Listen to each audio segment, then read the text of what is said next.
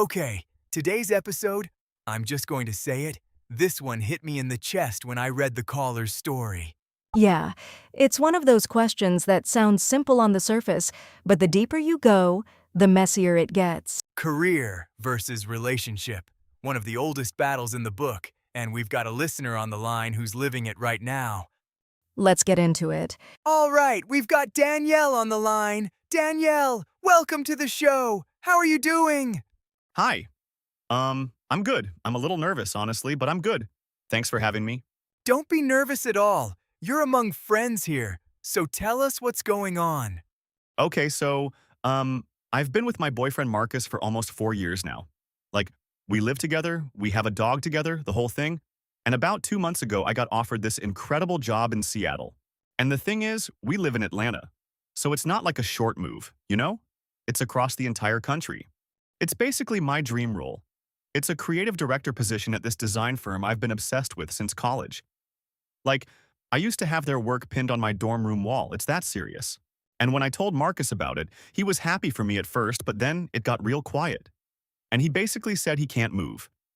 His mom is sick, his whole family is here, his job is here. So I took the job anyway. And honestly, I feel like the worst person alive some days.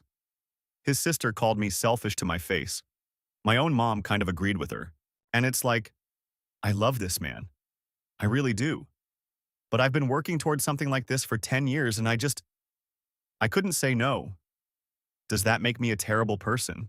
Danielle, first of all, no, you're not a terrible person. I want you to hear that.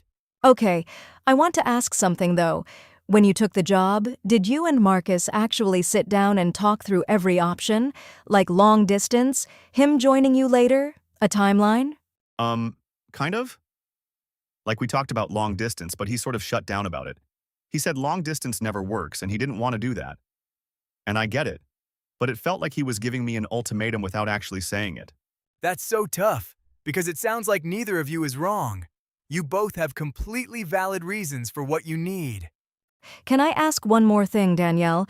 If the roles were reversed, if Marcus got a dream job in Seattle and you couldn't go, would you want him to stay? Honestly, no. I'd want him to go. I'd be heartbroken, but I'd want him to go. And I think that's what hurts the most because I don't think he feels the same way about it. Wow. Okay, Danielle, hang tight for a second. Morgan and I are going to talk through this, and then we'll bring you back in. So here's where I land on this. I don't think Danielle is selfish, but I do think the way it played out, the speed of the decision, might have felt like a dismissal to Marcus. See, I hear you, but I actually disagree there. Sometimes these opportunities have a deadline. You don't get to take 6 months to process. The job says yes or no, and you have a week. Sure, but a 4-year relationship deserves more than a week of deliberation too. Both things can be true. That's fair, but here's what gets me. She said if the roles were reversed, she'd want him to go. That tells me she's not being selfish, she's being consistent. And hear me out, that tells me she values individual ambition over partnership, which isn't wrong, but it's a value system, and Marcus might have a different one. Okay, that's a really good point. So you're saying it's not about right or wrong, it's about compatibility. Exactly. Some people build their lives around the relationship first, career second. Other people do it the other way. Neither is selfish, they're just different blueprints. But Morgan, don't you think there's something gendered happening here too? Because let's be real, if Marcus took a job across the country, people would call it ambitious. Danielle does it, and his sister calls her selfish.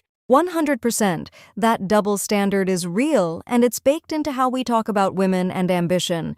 I'm not going to pretend it's not. I think that's what makes this so painful for her. It's not just the decision itself, it's the judgment from everyone around her. Right. But I still come back to the practical side. What does the path forward actually look like? Because taking the job was step 1. Step 2 is, do they fight for the relationship or let it go?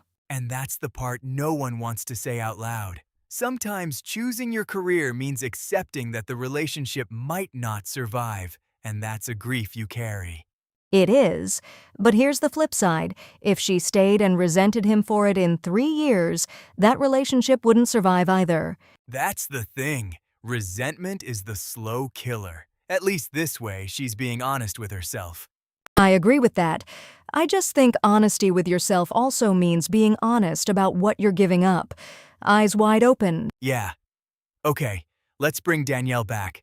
So, Danielle, after everything we've said, after sitting with all of this, what are you going to do? You know, hearing you two talk about it like that actually helps a lot. I think I need to have one more real conversation with Marcus. Not about logistics, but about what we actually want our lives to look like. Because maybe we've been avoiding that conversation this whole time. And if we're on different pages about that, then it's not about Seattle at all. It's about something bigger. But I'm not giving the job back. I'm not. I worked too hard for this, and I think the right person would understand that, even if it's hard. Danielle, I am so proud of you for saying that out loud. That takes guts. You're going to be okay. And honestly, if Marcus is the right guy, this isn't the end of the story. It's just the hardest chapter. Have that conversation. I think the takeaway here is that choosing yourself isn't the same thing as choosing against someone else. Sometimes it's just choosing to grow. And growth is uncomfortable for everyone in the room. That doesn't make it selfish. It just makes it real.